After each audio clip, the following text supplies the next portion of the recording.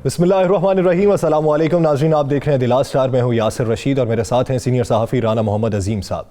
नाज़रीन, 16 दिसंबर आज से 6 साल पहले एक ऐसा वाक़या, ऐसा सानहा पेश आया कि दिल आज तक रंजीदा हैं। अध खिले सब गुलों के तन से हयात जबरन निचोड़ी गई, हम आज भी खून के आंसू रोते हैं।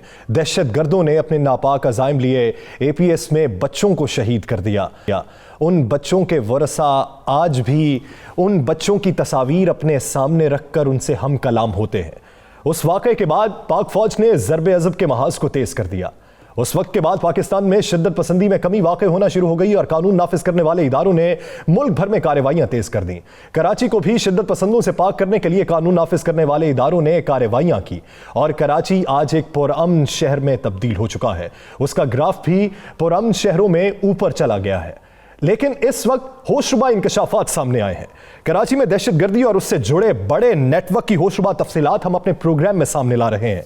पाकिस्तानी पुलिस की जानिब से पहली बार ऑन कैमरा रिकॉर्ड की गई यह तस्दीक है कि शाम में 9 साल से जारी खाना जंगी में मुलव्वस पाकिस्तान से बहुत से लोग दाइश की हिमायत भी करते रहे। उन्हें ट्रेनिंग असलहा चलाने की दी जाती रही, उसके साथ खुद को जैकेट बनाने की दी जाती रही और उसके साथ रॉकेट लॉन्चर इस्तेमाल करने की दी जाती रही।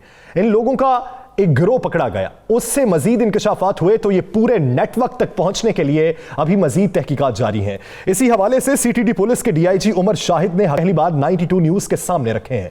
उनका क्या कहना है, पहले वो देखते हैं, फिर इशू की जानिब आते हैं। देखिए, ज़ैनबियून ब्रिगेड जो है वो एक तंजीम है जिनमें वो वॉलंटियर्स शामिल हैं जो कि पाकिस्तान से शाम में लड़ने जाते रहे हैं पिछले 10-11 जब से वहाँ सिविल वॉर चलती रही है। ज़ैनबियून ब्रिगेड्स के हवाले से बहुत से ऐसे मिलिटेंट्स जो कि शायद पहले ISO या सिपा मोहम्मद में होते थे, उन्होंने फिर अब ज़ैनबियून ब्रिगेड्स में अपनी शमूलियत की है। इस वक्त ज़्यादा अगर हम यूँ बात करें ना कि अगर उनको कोई फ़ॉरेन सपोर्ट आ रही है तो वो ज़्यादा अगेन रॉ या NDS की तरफ से आ रही है। कराची में ख़ास तौर पर निस्बतन पिछले 4-5 सालों से टेररिज्म में एक इंक्रीज़ आया है और वो बल्कि ज़्यादा वही इस किस्म का टेररिज्म है जिसके लिंक्स फॉरेन एजेंसीज़ के साथ हैं, यानी कि वो सब नेशनलिस्ट,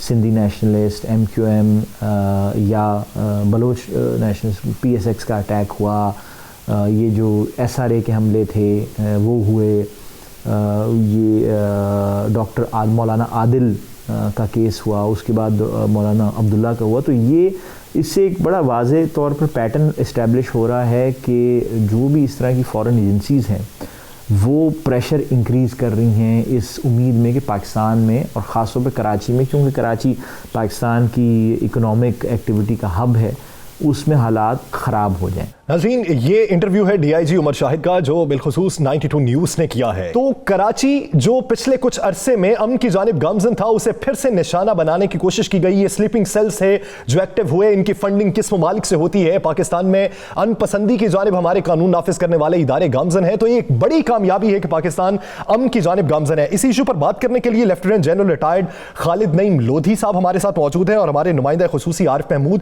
जिन्होंने DIG उमर शाहिद साहब का इंटरव्यू किया है वो भी हमारे साथ मौजूद है। लेफ्टिनेंट साहब, सबसे पहले मैं आपकी जानिब आऊंगा। जनरल साहब, इस वक्त जो सिचुएशन है, फंडिंग कहां से होती है अभी ये बावसूख जराए से पता करना बाकी है, लेकिन ये स्लीपिंग सेल्स जो अब फिर से एक्टिव हो रहे हैं, इसकी बड़ी वजह आप क्या समझते हैं और इसके काउंटर के लिए हमारे इकदामात को किस नजर से देखते हैं?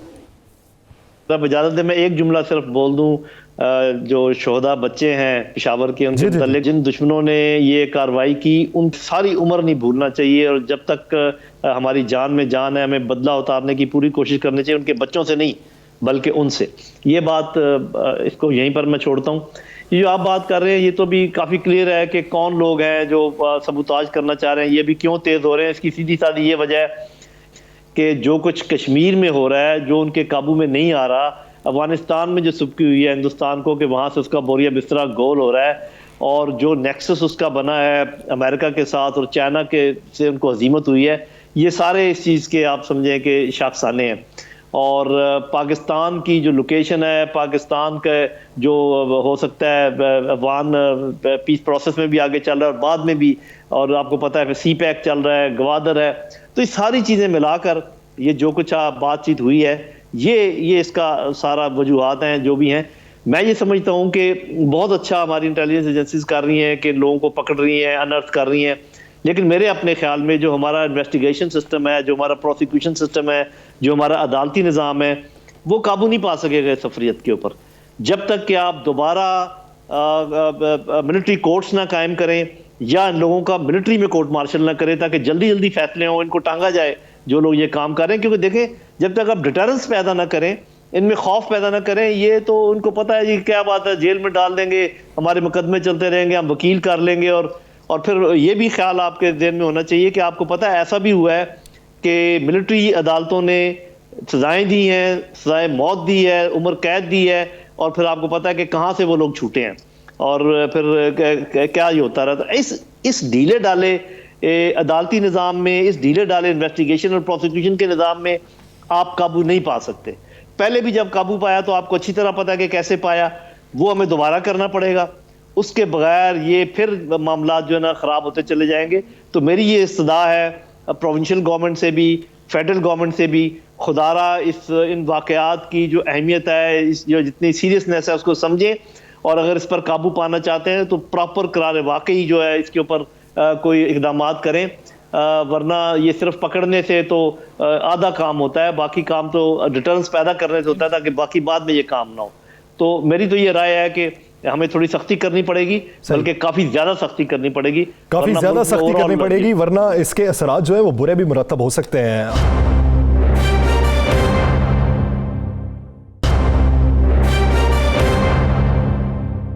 आरिफ महमूद भी हमारे साथ ही मौजूद हैं। आरिफ महमूद, कहिएगा कि आपने जब मुलाकात की डीआईजी उमर शाहिद साहब से, तो इस नेटवर्क के हवाले से मजीद क्या इंकशाफात आए? तो इनको पकड़ा कब गया, उनसे हकाइक क्या सामने आए कि कितनी कार्रवाइयों में ये अब तक मुलव्वस रहे? यासिर, इस हवाले से बात करने से पहले मैं कुछ वक्त लूँगा और हमें इस पूरे नेटवर्क को, इस पूरे सिस्टम को समझना होगा कि किस तरीके से जो पाकिस्तान मुखालिफ क़ुव्वतें हैं वो पूरे पाकिस्तान, ख़ुसूसन कराची में जो है वो अमन अमान की सूरतों को ख़राब करने के लिए मुतहर्रिक हैं।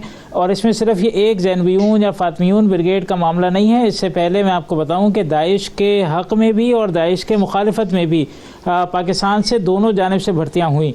और जिस टाइम पर ये फिर ऑपरेशन ज़र्ब-ए-अज़ब शुरू हुआ तो एक किरदार था साजिद छोटू। अगर लोगों को याद हो तो साजिद छोटू जो है वो सिक्योरिटी फोर्सेस की एक कार्रवाई में 2017 में मारा गया था। और ये साजिद छोटू वही किरदार है जिसका ताल्लुक जो है वो लश्कर झंगवी से था और ये दाइश के हक़ में पाकिस्तान से रिक्रूटमेंट कर रहा था। इसी तरह ये दूसरा ग्रुप है फ़ातिमियून ब्रिगेड, जो बुनियादी तौर पे अफ़गानिस्तान के लोगों पे मुश्तमिल है, और ज़ैनवियून ब्रिगेड जो कि पाकिस्तानी अफराद पे मुश्तमिल है, जिनके बारे में हुक्काम और सीटीडी के डीआईजी ने ये बताया कि इन तमाम को ट्रेनिंग दी जाती थी और ये जो है वो शाम में जाके लड़े। ये ट्रेनिंग और शाम में लड़ने से ज़्यादा तशवीशनाक बात यह है कि ये दोनों तरफ के लोग जो कि दाइश के हक़ में और दाइश के ख़िलाफ़ लड़े, वो पाकिस्तान वापस आके पाकिस्तान में जराइम पेशा जो कार्रवाइयाँ हैं, जो पाकिस्तान में दहशतगर्दी की कार्रवाइयाँ हैं, उसमें मुलविस रहे।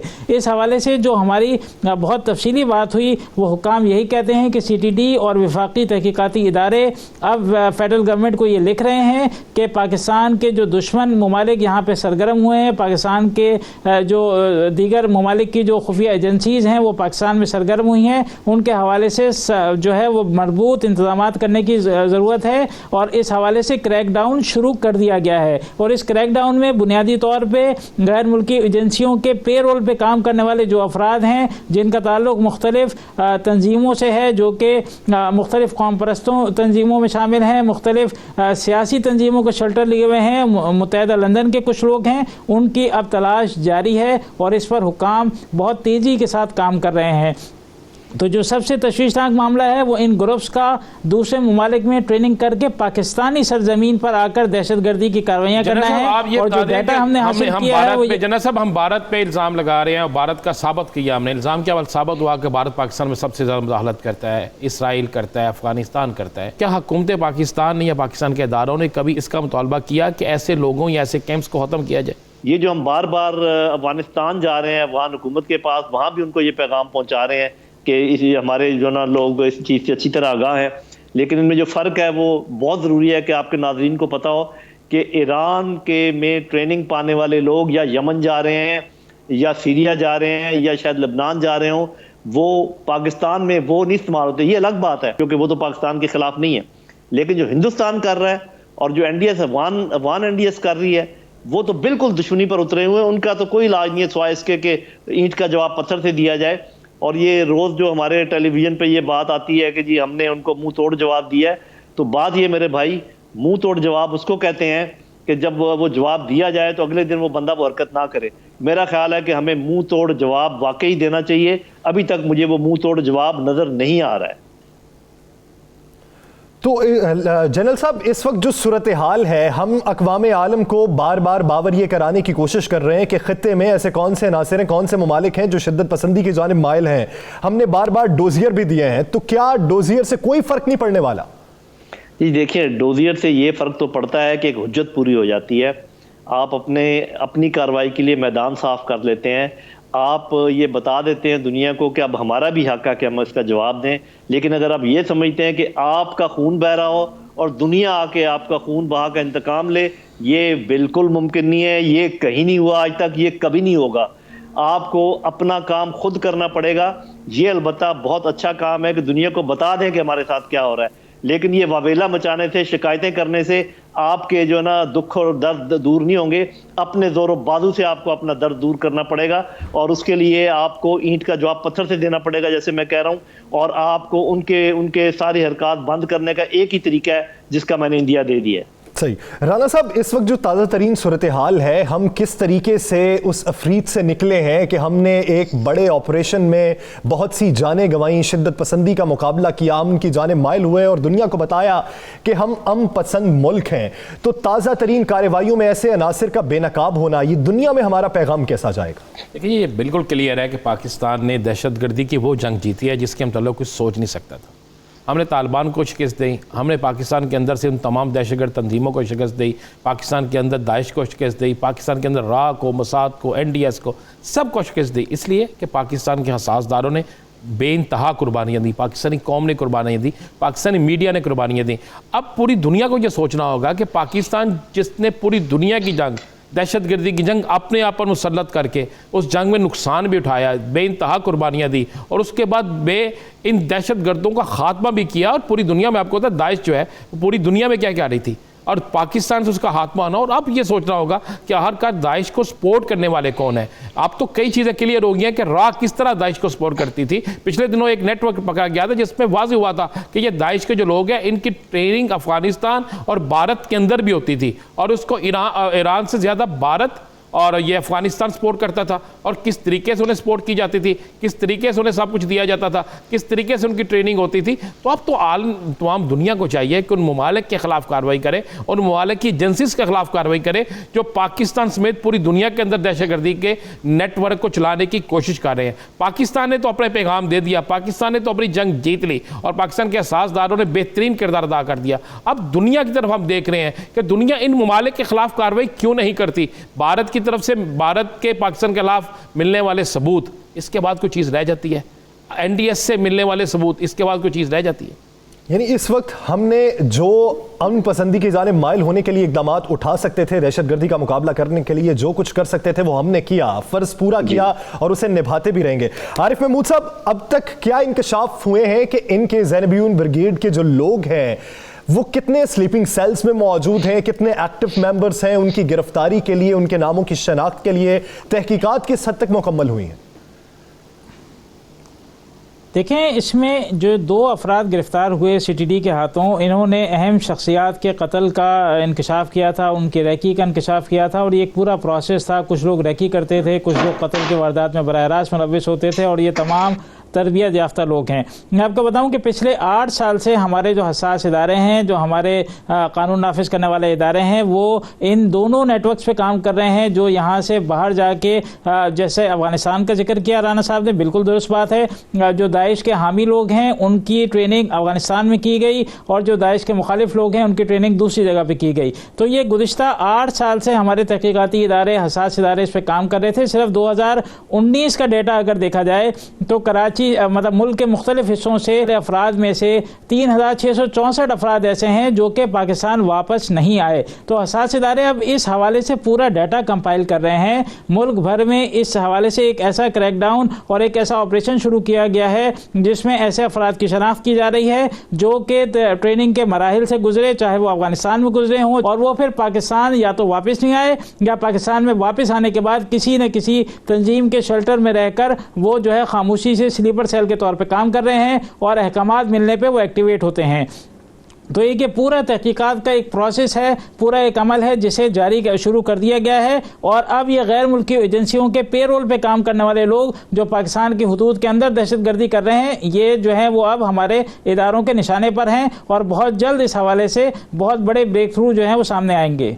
बहुत बड़े ब्रेक थ्रू सामने आएंगे। उम्मीद करते हैं कि पाकिस्तान में अमन पसंदी यूं ही कायम रहे, इस तरह के नेटवर्क बेनकाब होते रहें, इनके खिलाफ कार्रवाइयां अमल में आती रहें और हम दुनिया को ये बावर कराने और ये यकीन दिलाने की कोशिश करते रहें कि हम अमन पसंदी की जानिब माइल होने वाली कौम है और खित्ते में अमन अगर कोई ला सकता है तो वो पाकिस्तान है। खित्ते के जो दीगर ममालिक इसमें मुलव्वस हैं उनकी भी निशानदही हमें करते रहना चाहिए।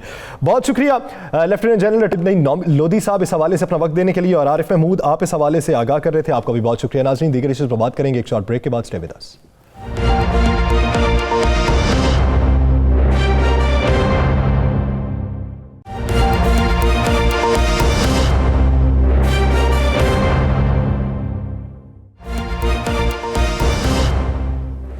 Welcome back. नाज़रीन, अब कुछ बात करेंगे पाकिस्तानी सियासी महाज की। पीडीएम की जो तहरीक है वो जोर पकड़ती जा रही है। लॉन्ग मार्च भी होगा, इस्तीफों का ऑप्शन भी इस्तेमाल किया जाएगा। बिलावल भुट्टो जरदारी ने अपोजिशन लीडर शहबाज शरीफ से जेल में मुलाकात की और बाद में मीडिया से गुफ्तगू करते हुए कहा कि नेशनल डायलॉग कठपुतली हुकूमत से कैसे हो सकते हैं, नाअहल हुकूमत है ये, इनसे नेशनल डायलॉग नहीं हो सकते। और उन्होंने इस्तीफों का ऑप्शन अपना एटम बम करार दिया है कि यह सियासी एटम बम होगा, जबकि वजीर दाखिला इस एटम बम को एक फुलझड़ी करार दे रहे हैं। वजीर आजम इमरान खान भी ये कहते हैं कि मुझ पर कोई दबाव नहीं है, हम इस वक्त अपने जो इकदामात हैं उस पर मुतमईन हैं और पीडीएम की तहरीक हमारे लिए कोई भी ऐसा ऑप्शन नहीं कि जिससे हम किसी तरह खौफजदा हो। सेनेट इलेक्शन भी कबल अज वक्त कराने का ऐलान कर दिया और इस हवाले से सुप्रीम कोर्ट से रुजू किया जाएगा, शो ऑफ हैंड्स का ऑप्शन इस्तेमाल किया जाएगा। तो इस सारे सियासी मंजरनामे पर बात करने के लिए पाकिस्तान पीपल्स पार्टी की सीनियर रहनुमा शहला हिबा ने हमें ज्वाइन किया है। शहला रजा साहिबा, बहुत शुक्रिया आपके वक्त का। शहला साहिबा, सियासी एटम बम इस्तीफों का ऑप्शन है, बिलावल भुट्टो जरदारी साहब ये कहते हैं, हुकूमत कहते हैं ये फुलझड़ी है, सेनेट के इलेक्शन भी कबल अज वक्त कराने का ऐलान कर रहे हैं और सुप्रीम कोर्ट से रुजू करेंगे, शो ऑफ हैंड्स भी होगा। तो ये मामला, सारा तर्ज अमल जो सियासी तौर पर इस वक्त अपनाया जा रहा है, हुकूमत कहती है आप बंद गली में जा रहे हैं, तो ये बंद गली में असल में खड़ा कौन है? हुकूमत ही खड़ी है, क्योंकि हुकूमत ने सारे जो उसके हथियार थे गैर इखलाकी और गैर आइनी वो आजमा के देख लिए हर जलसे में। यहाँ तक कि लाहौर के जलसे में भी उसका बस नहीं चला तो कढ़ाई वाले से लेकर कुर्सी और लाइट वालों पर भी, और अब ऑपोजिशन की जमातों के रहनुमाओं पर और सब पर FIR कर रही हैं। हम का जलसा हो या कोई दिखाओ, ऐसा नहीं था जहाँ पे हुकूमत ने हर ऊंचे हथकंडे पे अमल ना किया हो। लेकिन अब हम दूसरे मरहले में दाखिल हुए और पहले मरहले से पहले ही हुकूमत डायलॉग की पेशकश कर रही है, लेकिन जो हुकूमत की अपनी एक गैर सियासी हम कह दें कि जहनियत है वो उसके साथ, तो उसमें तो फिर सियासी डायलॉग नहीं हो सकता। तो हुकूमत जो है वो बंद गली में है, परफॉर्मेंस ज़ीरो है। आज जो पेट्रोल की कीमतें बढ़ी हैं पेट्रोलियम प्रोडक्ट्स की, उसकी वजह से जो उनका दावा था कि मईशत बेहतर हो रही है, फिर उन्हें पता चल जाएगा कि कहाँ पे महंगाई चली गई। और पहले जो है टमाटर जो है वो लोगों की बातों में भी नहीं आता था, अब तो टमाटर की कीमत देख के मुल्क के हालात पता चल जाते हैं। और इतनी सारे हालात हैं, आज हम देख रहे हैं कि इमरान साहब कहीं नज़र नहीं आते, और नज़र आए तो एक इसी साथ नज़र आते हैं कि जो उन्होंने पुरानी कोई बात कही हुई होती है उससे यू टर्न लेते हुए नज़र आते हैं। और अब तो यहाँ तक बात आ गई कि विद इन द PTI जो है वो ये बात हो रही है कि वाकई इलेक्टेड लोगों की पीटीआई में कोई इज्जत नहीं है, कोई उनके पास ढंग का मिनिस्ट्री नहीं है। आपने कहा है कि हुकूमत फ्लॉप हो चुकी है और इस्तीफों से एक भूचाल आ जाएगा, वाकई एक सियासी एटम बम होगा। इस्तीफे आप दे कब रहे हैं? अच्छा देखिए, सबसे पहली बात तो यह है कि इस्तीफे जो है हमने अपनी क़यादत के पास जमा करा दिए। क़यादत को तो घर में आगे कब दे रहे हैं, जिससे सियासी इंकलाब या सियासी एटम बम जो है वो कब आएगा? देखिए, ये मैं इसी की बात कर रही हूँ कि पीडीएम डिसाइड करेगी कि किस तारीख को दिया जाए, और इसी ऑप्शन से बचने के लिए कि कोई यहाँ है कोई वहाँ है, क़यादत ने अपने पास ले लिए हैं, उनके पास सारे इस्तीफे चले गए हैं, और जिस दिन पीडीएम ने डिसाइड किया कि अब इस्तीफे देने चाहिए उस दिन ये काम हो जाए। आप बड़ी अहम पोस्ट पे रही हैं, आप अहम तरीन सियासतदान हैं, बड़ी अहम आपके पास तकरीरें आपकी रही हैं, बड़ी अहम जगहों पे आप रही हैं। क्या आप समझती हैं कि इस तरह इस्तीफे कबूल होंगे? कोई कहीं पे है या कोई कहीं पे है, इस्तीफे तो बिल मुशाफा जाके इन्हें देने पड़ेंगे, एक दो स्पीकर के पास जाना पड़ेगा। देखिए, इस्तीफा दे कहीं से भी सकते हैं, बाय पोस्ट भी दे सकते हैं, अपने हाथ का लिखा हुआ होना चाहिए, और फिर ये स्पीकर का काम है कि वो जिसने भी इस्तीफा दिया है उसको बुलाए, उससे बात करे, लेकिन भेजा तो कहीं से भी जा सकता है इस्तीफा। तो शहनाज रज़ा साहिबा, कल जो मुलाकात हुई चेयरमैन की शहबाज शरीफ साहब से, तो उसकी अंदरूनी कहानी तो ये है जो हम तक इत्तलात पहुंची कि शहबाज शरीफ साहब ये कहते हैं इस्तीफों का ऑप्शन अभी आखिर पे रखना चाहिए, मुफाहमत का रास्ता खुला रखना चाहिए, जिसका कुछ अक्स बिलावल भुट्टो जरदारी साहब के प्रेस कॉन्फ्रेंस में भी नजर आया, जिसमें उन्होंने कहा कि इस हुकूमत से नेशनल डायलॉग नहीं हो सकते। तो क्या किसी हद तक मना पाए वो शहबाज शरीफ साहब को? अच्छा, पीडीएम में सबसे बड़ी पार्टी पीएमएल-एन की है, जिसके सदर जो हैं जनाब नवाज शरीफ साहब हैं, तो यकीनन कि अगर उनकी तरफ से ऐसी बात आएगी तो रहबर कमेटी बैठ के इस पे गौर व खौस करेगी और उसके बाद जो है डिसीजन होगा। लेकिन अभी तक अल्हम्दुलिल्लाह तमाम पॉलिटिकल पार्टीज जो हैं वो पीडीएम के प्लेटफॉर्म पर और उसके हर फैसले पर मुत्तहिद हैं और उनमें कोई इबाम नहीं है। अच्छा, बिलावल भुट्टो जो है वो हुकूमत के अलावा किन से मुज़ाकरात करेंगे? ये तो हम पहले ही कह चुके हैं, और अगर आप देखें कि पहले तमाम पॉलिटिकल पार्टीज ने ऑपोजिशन की कोशिश की कि हम अपनी हर बात को असेंबली में रखें, लेकिन हर बात का जवाब था एक एबनॉर्मल एमएनए, जिसका मैं नाम नहीं ले रही, आप समझ सकते हैं, जिसकी ना बॉडी लैंग्वेज कंट्रोल में थी ना ज़बान।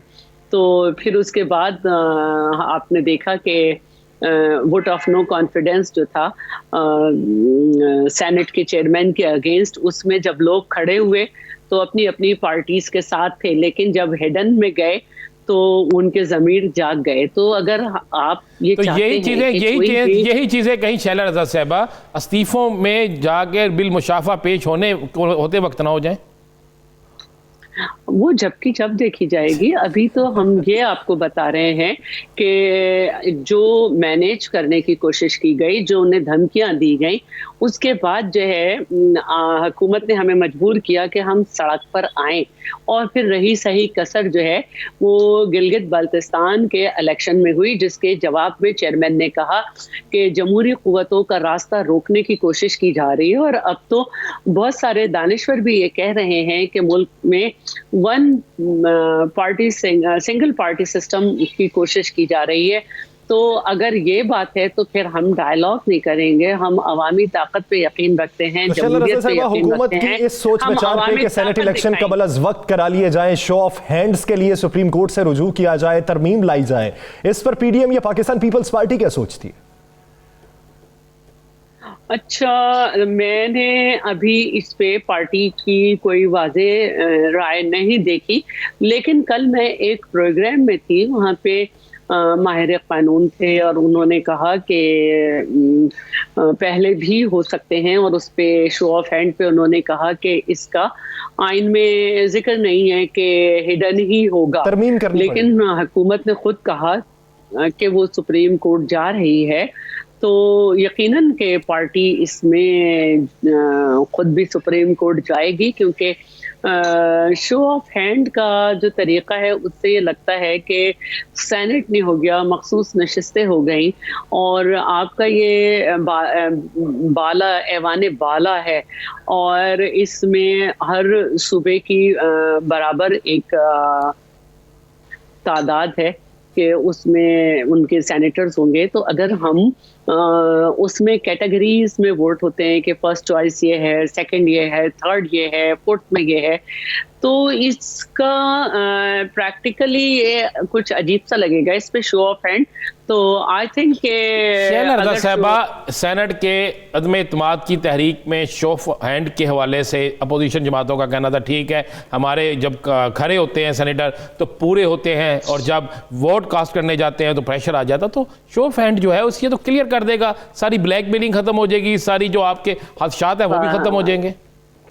बात क्लियर करने की नहीं है, बात जो सेनेट का इलेक्शन है उसके तरीक़े कार की है कि शो ऑफ हैंड से कैटेगरी वाइज जब आप जाएंगे तो किस तरह से होगा, क्या होगा, ये मतलब अगर शो ऑफ हैंड है कि ट्रांसपेरेंसी की तरफ बढ़ रहे हैं तो जो तरीक़े कार है उसको क्या होगा, तो ये एक सवालात हैं जो कानून तौर पे उठ रहे हैं। मैं नहीं कह रही क्योंकि एक सवाल का जवाब दे दें, अब आप लोगों ने इस्तीफे जमा करा दिए हैं। मैं अपनी बात पूरी कर लूं, मैं एक बात पूरी कर लूं। देखिए, तमाम लोग चाहते हैं कि हर इलेक्शन में ट्रांसपेरेंसी हो, लेकिन जो मुरवजा तरीक़ा कार है वोटिंग का, क्या आया वो शो ऑफ हैंड में मुंतकिल हो सकता है या नहीं, तो ये वो चीज़ है जिसको यकीनन के सुप्रीम कोर्ट में जाने से पहले हुकूमत जो है उसको इसको असेंबली में हल करना चाहिए। जो असेंबली की बातें हैं वो इसी तरफ आ रहा हूँ, जब ये असेंबली में जाएगा तो अब आप लोगों ने तो इस्तीफे की आदत को जमा करा दी है, आप इस पार्लियामेंट को मानने के लिए आप कहते हैं ये पार्लियामेंट ही गलत है जी, अब ख़त्म होना चाहिए सिस्टम, तो ये पार्लियामेंट का जो इजलास होने जा रहा है इसी महीने में, तो क्या इसका हिस्सा आप लोग बनेंगे? ये पीडीएम का फैसला होगा, मुझे नहीं मालूम पीडीएम क्या करेगी, मुझे नहीं मालूम। नेशनल लेवल पे मुझे बिल्कुल नहीं मालूम कि इसमें क्या डिसाइड किया जाएगा और क्या नहीं डिसाइड किया जाएगा।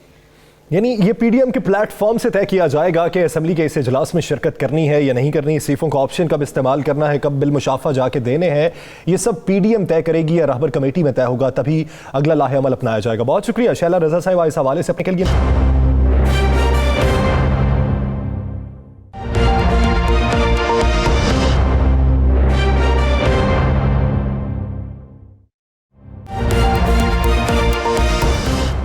वेलकम बैक नाज़रीन। एक जानिब हुकूमत ये कहती है कि लॉन्ग मार्च करना है तो अभी कीजिए, शौक से कीजिए, इस्लामाबाद आइए, इस्तीफे देने हैं तो अभी दीजिए, तात्तुल किस बात का है? तो क्या अपोजिशन का इस्तीफों वाला कार्ड उनके अपने ही गले पड़ जाएगा या फिर हुकूमत पे वाकई ये सियासी एटम बम होगा? तो आने वाले दिनों में अपोजिशन की जमातें क्या हिकमत अमली इख्तियार करेंगी कि ऐसे वक्त में कि जब सेनेट के इलेक्शन अगर फरवरी में हो जाते हैं, जिस तरह की हुकूमत की सोच विचार है, और सुप्रीम कोर्ट से अगर रुजू किया जा रहा है, तो अपोजिशन की राय क्या है, सोच विचार क्या है, उसी बारे में बात करने के लिए पाकिस्तान मुस्लिम लीग नून के सीनियर रहनुमा निसार चीमा साहब ने हमें ज्वाइन किया है। चीमा साहब बहुत शुक्रिया आपके वक्त का। चीमा साहब, हुकूमत कहती है किस बात का तात्तुल है, इस्तीफे देने हैं फौरी दें, ऑप्शन इस्तेमाल करें, लॉन्ग मार्च करना है फौरी करें, अगर वक्फा पड़ गया तो फिर तहरीक को भी मजबूत करने में वक्त लग जाएगा। यासिर साहब, मुझे लगता है ये कि हुकूमत को खुद भी एहसास है कि उसके दिन गिने जा चुके हैं और उनका जाना अब ठहर गया है, और उनको लगता यह है कि अब वो उनकी हरकतें और करतूत इस तरह के हैं कि उनको लगता है कि जाने की भी जल्दी है। देखिए, गुजारिश ये है कि ये इस्तीफों वाला जो है, हमारे कई जो अवेलेबल ऑप्शन है उनमें से it is one of the many available options, लेकिन ये है कि ये देखें, आप ये ज़हन में रखिए कि जितनी सीटें पीडीएम के पास हैं इस वक्त नेशनल असेंबली में और सूबाई असेंबलियों में, अगर ये इतनी बड़ी तादाद में अरकानी असेंबली ने इस्तीफे दे दिए तो फिर ज़िमनी इलेक्शन करवाना हुकूमत के लिए मुमकिन नहीं होगा। फिर ये है कि ऑटोमेटिकली मामला जो है जनरल इलेक्शन की तरफ ही जाएगा। ये हुकूमत को भी ये ज़हन में रखना चाहिए और यकीन उनके ज़हन में है, लेकिन ये है कि ये खामखा वो तजाल आरफाना से काम लेते हैं, खामखा उन्होंने आंखें बंद की हुई हैं, लेकिन ये है कि ये हकीकत में वो जानते हैं कि अगर इतनी बड़ी तादाद में अरकानी असेंबली ने इस्तीफे दिए तो फिर मामला जो है आम इंतखाबात की तरफ ही जाएगा। आप चाहते हैं कि नए इंतखाबात हों और नए इंतखाबात में नए मुंतखब होकर लोग आएँ, ये चीमा साहब आप चाहते हैं ना? जी बिल्कुल ये चाहते हैं, तो क्योंकि देखिए ये जो हुकूमत है, देखिए मेरी बात सुन लें, ये हुकूमत जो है जिसके बारे में हम बार बार ये कह चुके हैं कि ये खुदाई नहीं लाई गई है, ये मुसल्लत करदा हुकूमत जो है, हम इसको ये जो इसके बावजूद कि ये मुसल्लत की गई, इसके बावजूद हम चाहते थे शुरू में कि इसको मियाद पूरी करने का मौका मिलता ताकि जमहूरी इदारे और जमहूरी कदरें मुस्तहकम होती, लेकिन बदकिस्मती से इन्होंने 2-2.5 साल में जो कुछ हशर कर दिया इस कौम का, अवाम का। अब ये किसी आदमी से आप पूछ लें, ये कि कोई शख्स आप 10 सब दुरुस्त हो गया आप जो कह रहे हैं, बिल्कुल आपकी पार्टी का और पीडीएम का ये मौकफ है जो आप कह रहे हैं। तो जब आप समझ रहे हैं कि नए इलेक्शन होने चाहिए, नई क़यादत आनी चाहिए, आके अवाम को सहूलतें दे, आपकी मुआशी जो सूरत हाल है उससे बेहतर करे, तो फिर इस्तीफ़ों में इतनी देर क्यों है? करें 10, आपके पास एक ऑप्शन मौजूद है, आप समझते हैं कि इस्तीफ़ा देने के बाद यह हुकूमत नहीं चल सकती, तो फिर इस्तीफ़े में इतनी देर क्यों कर रहे हैं? फिर एक एक लम्हा गुजरा इस मुल्क के लिए जो ख़राब है, जो आप कहते हैं, फिर उसका इंतज़ार क्यों है? नहीं, इंतजार नहीं है। देखिए बात ये है कि ये मरलावार ये जो तहरीक चल रही है, देखिए हमने लोगों को मोबिलाइज किया। लोग वैसे तो ये कि इनके मजालिम की वजह से, इनकी हरकतों की वजह से, इनके करतूतों की वजह से, अवाम दुश्मन पॉलिसीज की वजह से, इनकी नाली और बदइंजामी की वजह से पहले ही तंग थे। पहली सच्ची बात ये कि मोबिलाइज थे। वो तो ये है कि अवाम तो पीडीएम से भी आगे हैं इस मामले में, लेकिन अब ये कि सारी जो सियासी जमातें हैं पीडीएम में शामिल, उनकी क़यादतों ने फैसला करना है, सारी लीडरशिप मिलकर बैठेगी, उन्होंने फैसला करना है। बुनियादी सवाल है, पीडीएम के एजेंडे में ये बात शामिल है कि इलेक्शन रिफॉर्म्स बहुत जरूरी हैं, ये वक्त की जरूरत है इलेक्शन साफ और शफाफ बनाने के लिए, उसके लिए इस्लाहात वक्त की जरूरत है। तो इस्लाहात जब होंगी तो उसके लिए तो पार्लियामेंट में जाना होगा, पार्लियामेंट में आप जाने को तैयार नहीं है, आप उनसे बात करने को तैयार नहीं, तो क्या फिर पुराने तरीक़ेकार पे ही इलेक्शन करवाना चाहते हैं? देखिए गुजारिश ये है कि पार्लियामेंट को इन्होंने जो बेतौकीर जिस तरह कर दी है, पार्लियामेंट को इन्होंने पार्लियामेंट रहने नहीं दिया। देखिए ये 22 करोड़ अवाम के नुमाइंदों की और बल्कि पूरी कौम की तौहीन है कि ये 22 करोड़ अवाम के नुमाइंदों का ऐवान जो है उसको एक रिटायर्ड कर्नल जो है वो बैठ के डायरेक्शन दे रहा होता है। तो ये कि किस कदर ये कि तौहीन अमेज़ सलूक है 22 करोड़ अवाम के नुमाइंदों के साथ। अब ये है कि इन्होंने जिस तरह पार्लियामेंट को बेतौकीर कर दिया, जिस तरह बुलडोज किया इन्होंने अपनी मामूली सी अद्दी अक्सरियत की बिना पर, मुख्तलिफ कानून साजी के मराहल में हमने देखा है कि ये है कि वो जैसे होता है कि वो कंसल्टेशन वाली बात, वो बहस वाली बात, वो जो पार्लिमानी रवायात को कायम रखने वाली बात, वो थी नहीं ना। ये सारी बातें आप जो कह रहे हैं, हम आपकी बातें दुरुस्त मान रहे हैं, आपका मौकफ है, हम यही तो कहना चाह रहे हैं कि फिर इतनी देर क्यों कर रहे हैं मेहरबान जितने हैं बीटीएम के? क्या अब उनको सियासी सोच भी है? वो कहते हैं मुल्क के हालात ठीक नहीं है, वो कहते हैं बेतुकीरी हो रही है, वो कहते हैं जनाब पाकिस्तान में डॉलर की कीमत बढ़ रही है, अवाम मर रही है, तो अवाम को मज़ीद 3-4 माह मरने के लिए आप देखना चाहते हैं या कुछ करना चाहते हैं? तो फिर देर किस बात की?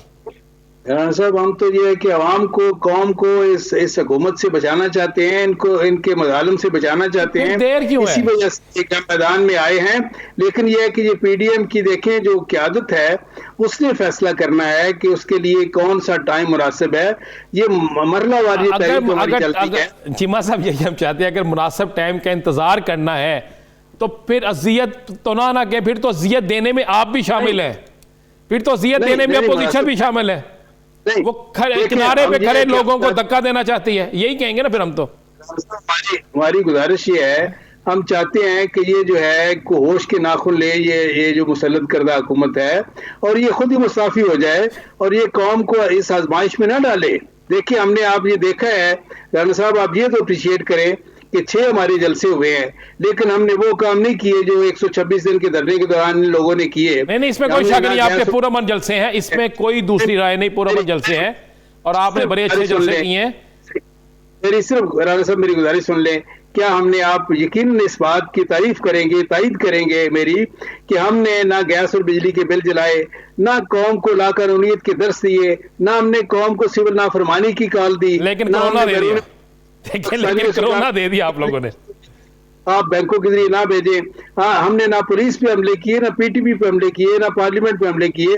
हम जमहूरी लोग हैं, जमहूरी कदरों को मुस्तहकम करना चाहते हैं, जमहूरी तरीके इस्तेमाल करना चाहते हैं हुकूमत से छुटकारे के लिए।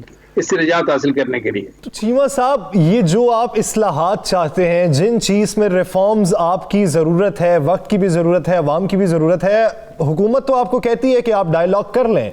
अगर हुकूमत से डायलॉग नहीं करेंगे तो फिर किससे डायलॉग करेंगे? चीज़ों को तो बेहतर करना है ना, किससे फिर मिल के बेहतर करेंगे उसे?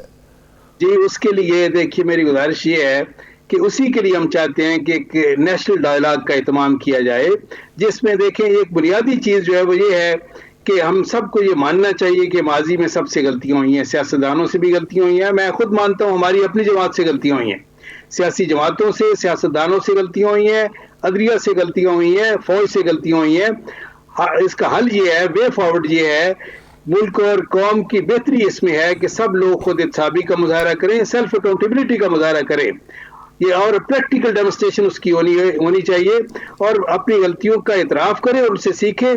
और आइंदा के लिए इसी के लिए हम नेशनल डायलॉग की बात कर रहे हैं कि सब लोग, तमाम इदारों के नुमाइंदे बैठ कर ये तय करें, ये ऐद करें कि आइंदा के लिए हर फर्द ने और हर इदारे ने वो किरदार अदा करना है जिसका तयन पाकिस्तान के दस्तूर ने, आइन ने कर रखा है। बिल्कुल, बड़ी अच्छी बात आपने, बिल्कुल बड़ी अच्छी बात आपने की, पाकिस्तान के दस्तूर और आइन के मुताबिक होना चाहिए।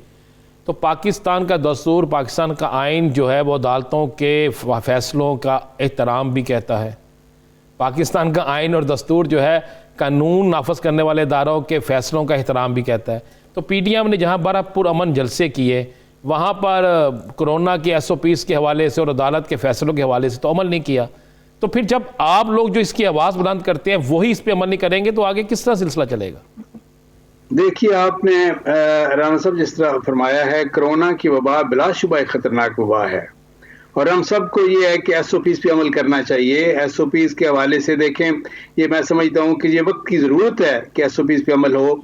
ये सियासी जलसों में मैं मानता हूँ कि SOPs पे अमल करना, ख़ास तौर पे सोशल डिस्टेंसेस का, समाजी फासलों का बरकरार रखना इतना आसान नहीं होता, मुश्किल होता है। लेकिन हम ये जो है ये नॉन ऑब्जर्वेंस ऑफ SOPs, ये SOPs पे अगर अमल दरामद नहीं हो रहा तो इसको हम कोई इसकी कोई इसको पसंदीदगी की नजर से नहीं देखते, इसको हम बर्दाश्त कर रहे हैं, इसको टॉलरेट कर रहे हैं, इसको जैसे होता है गवारा कर रहे हैं। किस लिए? एक लेसर इवल के तौर पर, एक बड़ी बुराई से निजात हासिल करने के लिए लोग जो है निकले हैं इस कोरोना के बावजूद। अगर आपकी नजर में नेशनल डायलॉग एक अच्छा ऑप्शन है, अच्छी सोच है ये नेशनल डायलॉग कि अमने आमा के लिए, जमहूरी अमल के तसलसल के लिए तमाम इदारों को मिल बैठना होगा और सूरत हाल का हल निकालना होगा, तो ऐसी ही सोच फिर दीगर जमातों की भी होनी चाहिए। फिर बिलावल भुट्टो जरदारी साहब को ये नहीं कहना चाहिए कि नेशनल डायलॉग इस कठपुतली हुकूमत से नहीं हो सकते। बहुत शुक्रिया डॉक्टर निसार चीमा हवाले से अपना वक्त देने के लिए। नाज़रीन, बात करेंगे पंजाब की सूरत हाल की। पंजाब में पाकिस्तान मुस्लिम लीग नून के बेशतर अरकान असम्बली ऐसे हैं जिन्होंने राबिता किया है वज़ीर आला पंजाब से और उनसे मुलाकात की है। तो क्या आने वाले दिनों में वो जो एक फॉरवर्ड ब्लॉक बना था जिसमें 5-6 अफराद थे, क्या वो बढ़ के मजीद तादाद ज्यादा हो चुकी है? राना साहब, अगर उन 5-6 से अलहदा ये कोई अफराद हैं तो फिर तो बड़ी तशवीश की बात होगी पाकिस्तान मुस्लिम लीग नून के लिए। बिल्कुल यस, कोई ये बिल्कुल एक ब्रेक कर दूं खबर कि वज़ीर आला पंजाब ने वो काम कर दिया है जिसके हवाले से मुस्लिम लीग नून सोच भी नहीं सकती थी। ये कहते थे ना भोला बादशाह, ये कभी कोई लफ्ज़ कहते थे। उन्होंने अपने काम तो किए, जो तरक्याती विज़िट भी किए, सारा कुछ किया, लोगों से मिलते भी बड़े प्यार से हैं, सब कुछ है। साथ में उन्होंने एक ऐसा काम कर दिया, मेरे पास ये मुसद्दका इतला है कि 48 अरकान असम्बली, 48, ये मैं आपको तादाद बता रहा हूँ, 48 अरकान असम्बली जो हैं उनकी वज़ीर आला पंजाब से मुलाकात हो चुकी। पीछे 2 इजला में ये मुलाकातें हुई हैं, 2 इजला में, और ये मुलाकातें जो है बड़े अच्छे माहौल में हुई हैं। और इन लोगों ने, ये 48 उनसे अलहदा हैं जो वो 5 या 6 थे, ये उनसे अलहदा है।